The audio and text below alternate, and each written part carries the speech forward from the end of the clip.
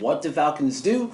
Rise up. Welcome to Rise Up Reactions, the show where we talk all things Falcons, NFL, Georgia sports, and in general the sports news of the day. I'm your host, Dr. Lee Denning, lifelong sports fan. So the Falcons are officially out of it, but now we're here to talk about the playoffs. I did my pick 'em for the regular season. Again, I put out a short yesterday.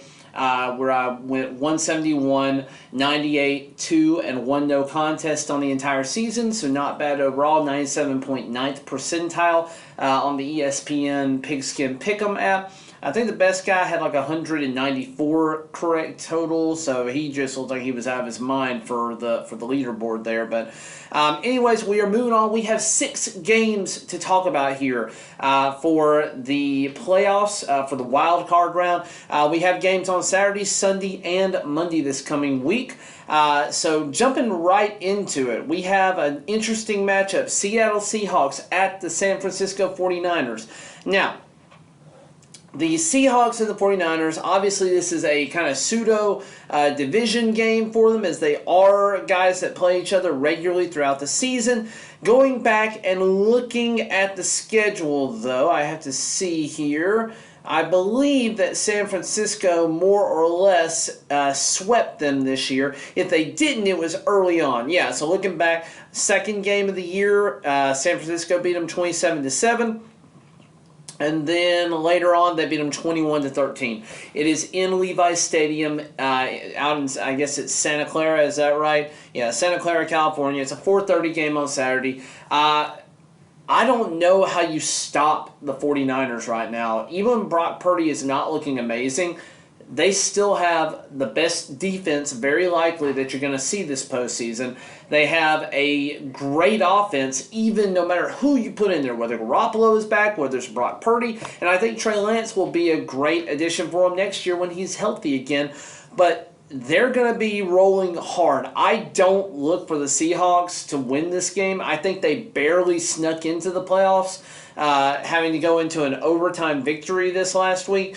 I just really think that they have run out of steam and they're going to hit that brick wall in San Francisco or Santa Clara, wherever the heck that stadium is. So, yeah, give me the San Francisco 49ers. I think they could be a case for the strongest team in the NFC. But, yeah, let's keep moving on. Then you have an AFC wildcard match in Jacksonville. You have the number 4 seed going up against the number 5 seed. Number 4 Jaguars against the number 5 Chargers. Now, this is interesting because the Chargers were relatively healthy in Week 3. The Jaguars were very healthy in Week 3. The Jaguars, I would argue, have gotten better the entire rest of the year, even after going through a slump where they had a lot of one-score games there. But they beat the absolute pants off of the Chargers earlier this season. Now, and that was in L.A. Now, I don't think that they are going to absolutely come out firing on all cylinders and destroy the Chargers again by any means, but the Chargers are an inconsistent team. They couldn't win their final game this week against the Denver Broncos. I don't know what to tell you here with this. I really strongly feel like Jacksonville is one of these dangerous teams that a lot of people are sleeping on. Because it's in Duval, because I think they have a fire lit under them. They had to come back and win against the Titans this past week to make the playoffs. They have a fire under them, and I feel like the Chargers are just kind of, simmering and dying down. So momentum is definitely a major factor for the playoffs. I'm going to go with the home team. Again, give me the Jaguars. I don't love the pick, but give me the Jaguars here. Then we move on to what I think will probably be the biggest blowout of the week, or has potential to be the biggest blowout of the week. You have the Miami Dolphins at the Buffalo Bills. Now, we've already seen this game play out when Tua was healthy in Buffalo. They lost in a very close matchup. There is hope that Teddy Bridgewater could be back, and he does give them a little bit of an edge over Thornton, but still, the Bills are playing solid football. They shut the Patriots down this past week and ended their playoff hopes. They would have been playing, had the New England Patriots won, there's a chance they would have been playing them again, I think, if Cincinnati had also lost. But you get the Miami Dolphins at the Buffalo Bills. Give me the Bills all day long here. I don't think it's going to be particularly close, not because you don't have talent, Miami, but because of all the injuries that you have gone through and the loss of significant players, particularly Tua. If Tua is not your quarterback, you don't stand a chance with the rest of these guys. You might sneak out a win against Buffalo just because it's a division game for you, but no, I just really don't give you much of a chance here. Now, let's move on and go to the New York Giants at the Minnesota Vikings. So we will have basically a game every 3.5 hours, starting Saturday night and then going into Sunday from 1 o'clock to 11 o'clock, and then again Monday we have an 8:15 game. But let's do the NFC Wildcard, the New York Giants at the Minnesota Vikings. Now, New York Giants really didn't have a lot to play for this last week. They were locked into the 6th seed, so they rested all their starters for the most part, and they still looked fairly competitive. That said, New York Giants at Minnesota Vikings. Minnesota Vikings, I have no clue which team is going to show up. Minnesota came out and took care of business against the Chicago Bears, which was never in question this past week. I just really think the Minnesota Vikings are the weakest seed overall in terms of guys who lock down their division. And I'm including Tampa Bay in that because I think Tampa Bay's defense is going to be a difference maker for them against the Cowboys. But again, I just look for this to be Minnesota being a flash in the pan, having a lot of things go their way throughout the season, and a lot of close games. I'm not even sure. I think they may even have a negative point differential. I would not swear to that. But yeah, let's just look this up very, very rapidly here if I can. Minnesota Vikings, where are you guys at on the ESPN app? There you are. Let's just see if I can get a point differential on them. I'm not sure that I can. I don't think I've got one available. Maybe it's under the standings. But yeah, here we go. Going down. They have a negative 3-point differential. You are a 13-4 team with a negative 3 points differential. That's terrifying. The Detroit Lions had a positive point differential, and I really hate that Seattle won and kicked them out of the playoffs because I would have much rather seen the Detroit Lions going to the 49ers than the Seattle Seahawks. Would have much rather seen that game. I think it would have been a more entertaining game. I think it had more intrigue behind it.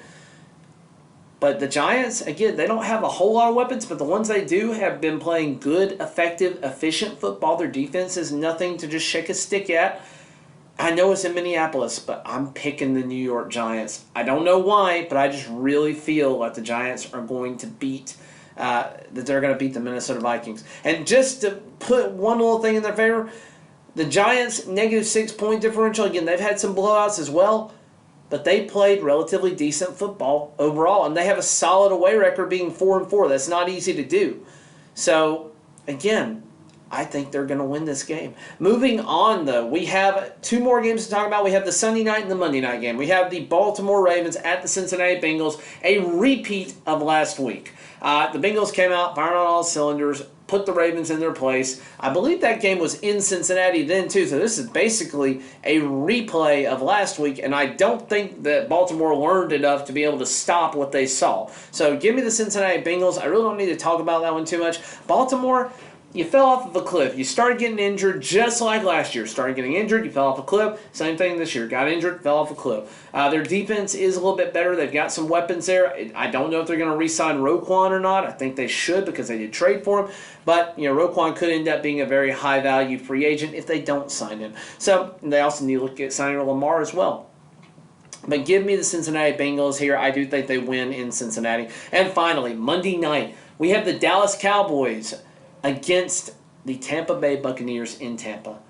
A repeat of, I believe, the second week of the season. This might have been the opener. I've got to go back and look. Nope, opener.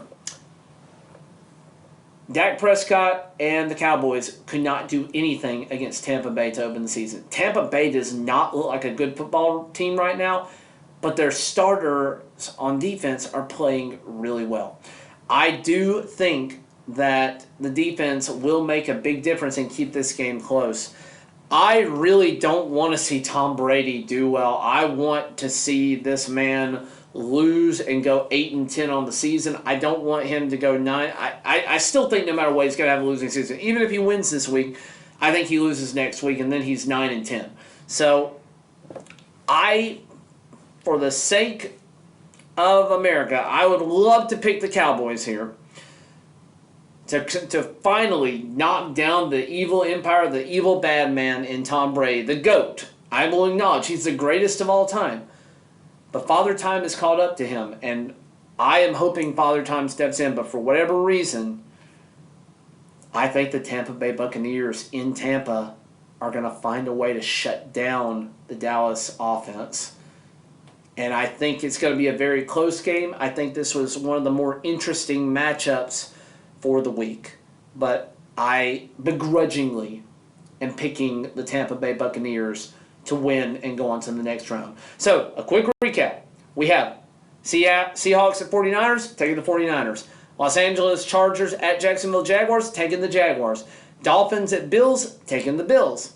Giants at Vikings, taking the Giants. And then the Baltimore Ravens at Cincinnati, taking the Bengals. And finally, Cowboys at Bucks, begrudgingly, with, this makes me sick to my stomach to even say it almost, taking the Tampa Bay Buccaneers. But guys, that's what I think about our first round playoffs. Let me know what you think down in the comments below. Thanks for watching, liking, and subscribing. It really means a lot to me. I don't have a lot else to say to you today, so we'll leave it at that. But as always, guys, thanks for watching, and rise up.